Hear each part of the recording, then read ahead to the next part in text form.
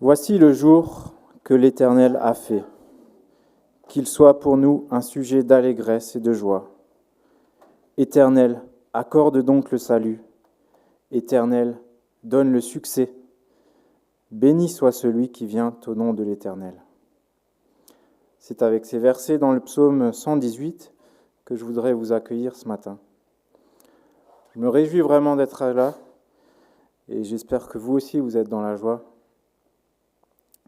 Je voudrais saluer les personnes qui sont de passage parmi nous ce matin, et particulièrement Étienne Young qui nous apportera le message tout à l'heure. Également les personnes qui vont nous suivre en différé sur YouTube tout à l'heure. Pour commencer, j'aimerais remettre ce culte dans la prière. Seigneur, merci pour ce temps de culte que tu nous accordes ce matin.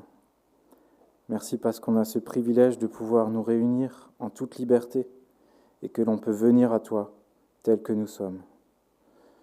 Je te prie vraiment d'ouvrir nos cœurs, que l'on puisse être réceptif à ce que tu veux nous dire et nous enseigner. Je te remets également toutes les personnes qui n'ont pas pu venir, pas pu se déplacer. En ton nom, Amen. Nous voulons prendre maintenant un premier chant. Voilà. Vous pouvez vous lever pour ceux qui le peuvent.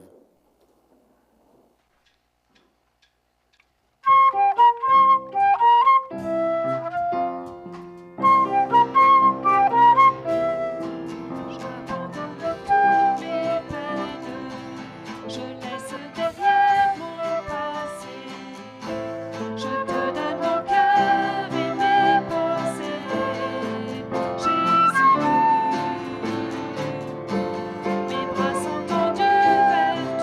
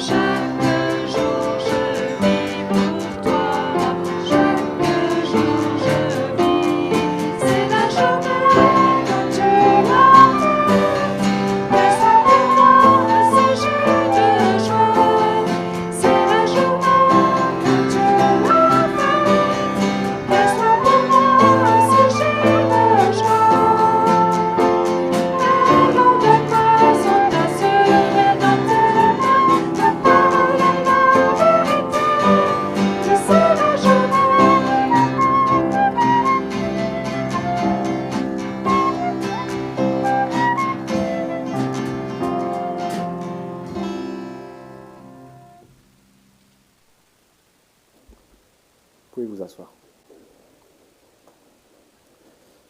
Vous avez peut-être remarqué quelque chose d'inhabituel.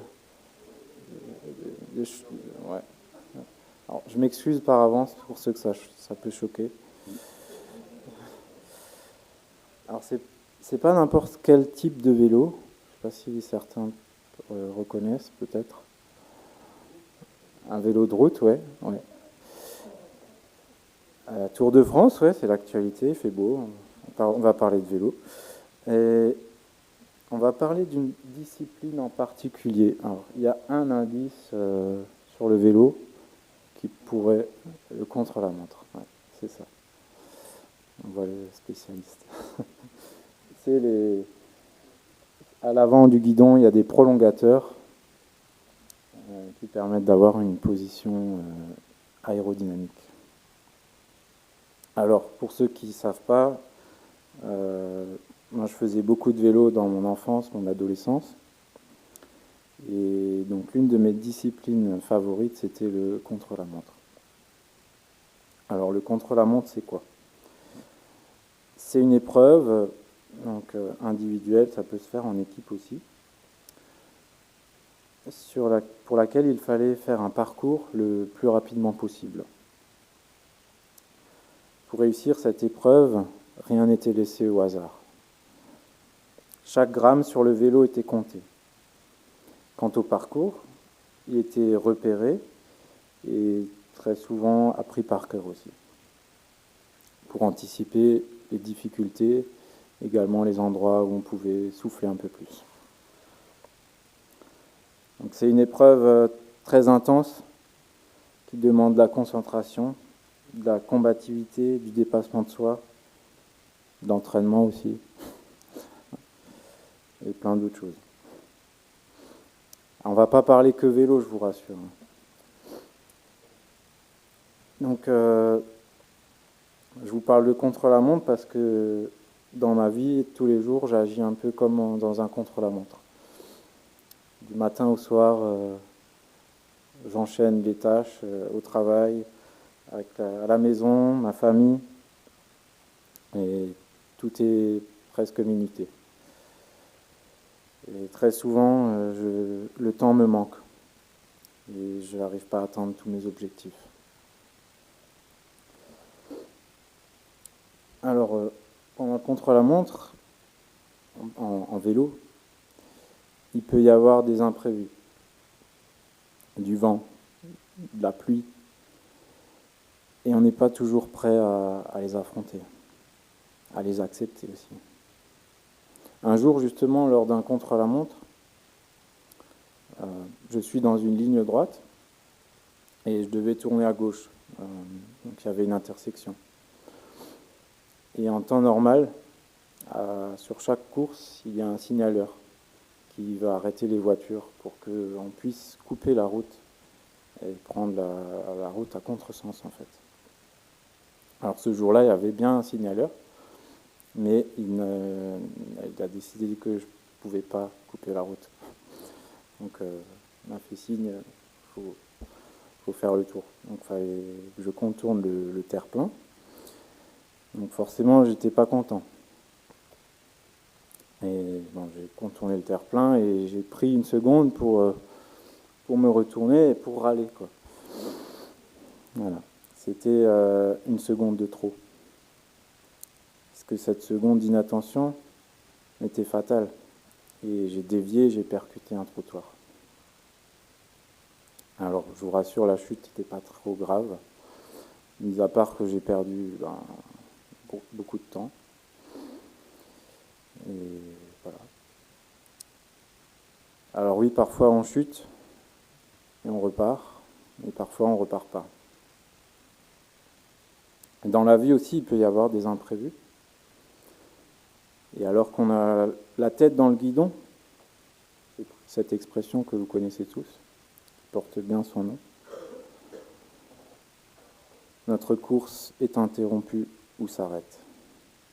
Cela peut générer de la frustration, de l'incompréhension ou encore de la colère. Le Seigneur m'a dit un jour lors de ma lecture quotidienne que le temps c'est pas un ennemi, mais c'est un cadeau de Dieu. Et dans cette lecture, il citait le psaume 23, le verset 1. « L'Éternel est mon berger, je ne manquerai de rien, même pas de temps. » Et je dois souvent me rappeler cela, et le déclarer même, ce verset, parce que Dieu a prévu assez de temps pour tout ce qui est important. Je ne sais pas si certains se reconnaissent dans ces situations, mais pour ma part, je dois souvent me forcer à me dire stop, à lever la tête, remettre peut-être les mains en haut du guidon, regarder autour de moi. Ah oui, c'est vrai, quand on a la tête dans le guidon, notre vision est limitée. Et on n'a pas le temps de regarder forcément partout, puisqu'on connaît le parcours par cœur. On ne voit pas ce qui se passe à côté de nous, dans la vie. On ne voit peut-être pas ce frère dans le besoin, cette sœur, ce voisin qui a besoin d'un coup de main, ou de réconfort, ou encore ce sans-abri qu'on n'ose même pas regarder. Alors il est bon d'arrêter la course et de regarder dans la bonne direction. Et je voudrais vous citer le verset que le pasteur du Wissembourg nous a partagé la semaine dernière, dans le psaume 84 au verset 6. « Heureux ceux qui trouvent leur force en toi. Ils trouvent dans leur cœur des chemins tout tracés. » Alors là, on ne parle pas du parcours de contre-la-montre. On parle du chemin que Dieu a tracé dans notre cœur.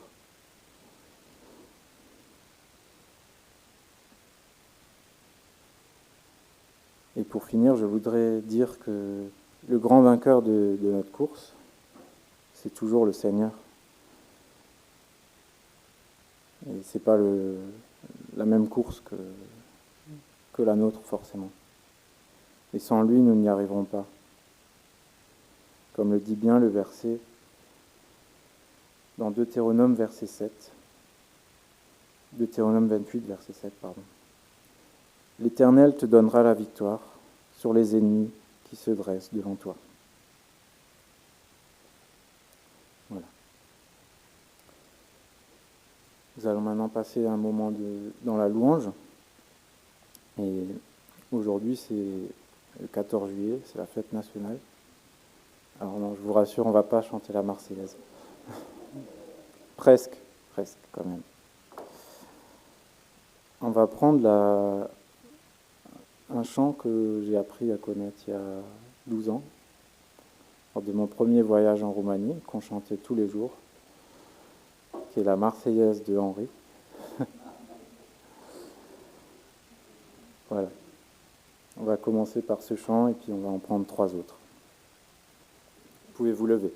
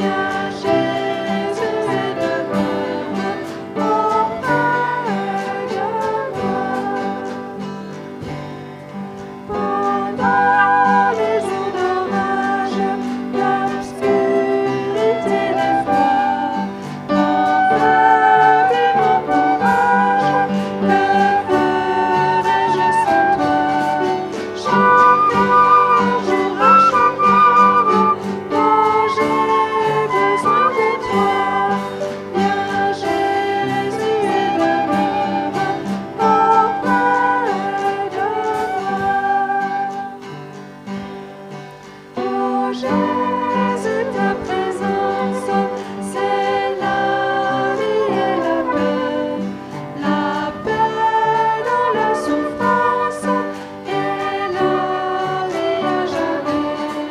Chaque jour, à chaque heure, quand j'ai besoin de toi, viens Jésus et demeure auprès de moi.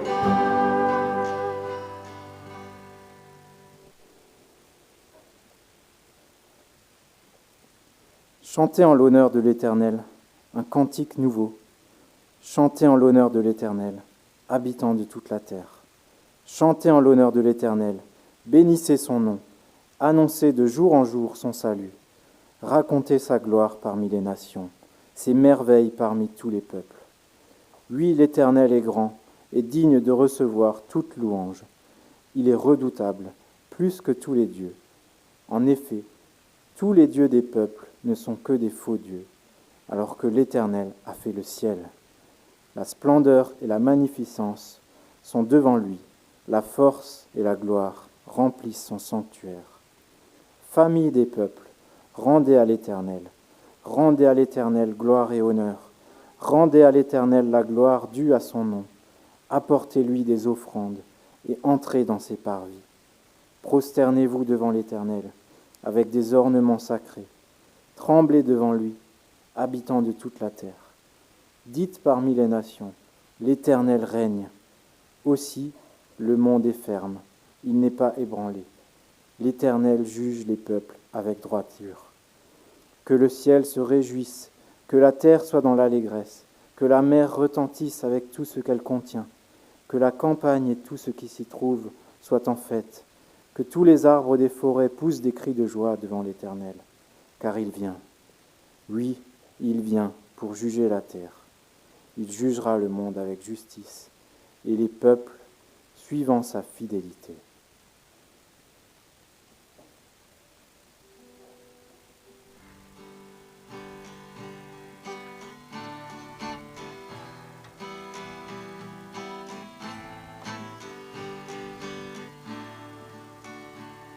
Je viens t'offrir ce cœur, ce que j'ai de meilleur. Je viens t'offrir ma vie.